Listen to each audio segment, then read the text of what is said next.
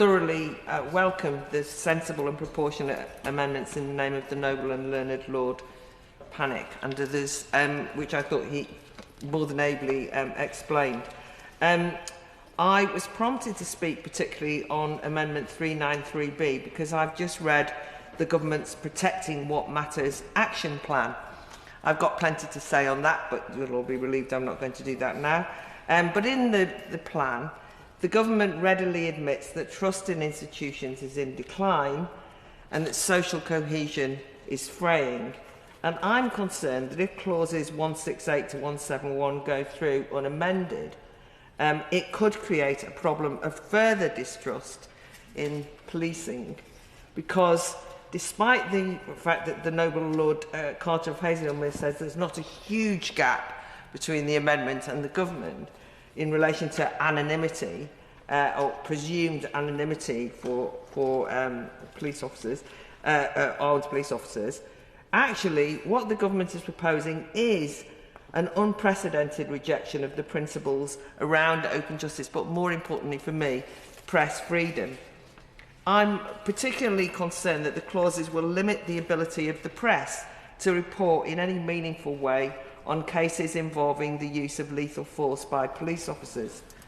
Replacing the presumption of anonymity should, of course, not leave officers vulnerable or unsafe, but the amendment allows the power to grant anonymity in if specific risks to safety are there, or if it's in the interest of if it's in the public's interest to prevent harm. But I do think that this is a blunt instrument that would set up a privacy regime that would shut the media out from scrutinising the state's exercise of power with guns. And I just can't see how the public will not see that as covering up when the media are going to be denied any meaningful opportunity even to contest such anonymity, let alone to report. So that's the concern, and I'm sure that the noble lady, the Minister, will explain it. Just to finish, it is interesting that the police themselves have recently been asking for greater freedom to release more details in relation to some investigations. I know not in terms of armed police, but I do think that police forces have recognised that by suppressing information, it can actually lead to misinformation that can turn nasty if the public feel that there's been a cover-up.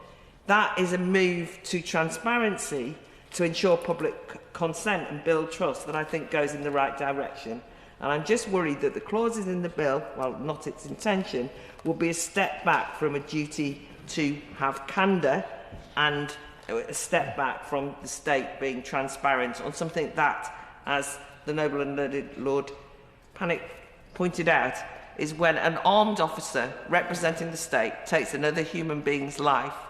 And I don't think we should just grant automatic anonymity in that way. We at least have to allow the media to ask questions and scrutinise.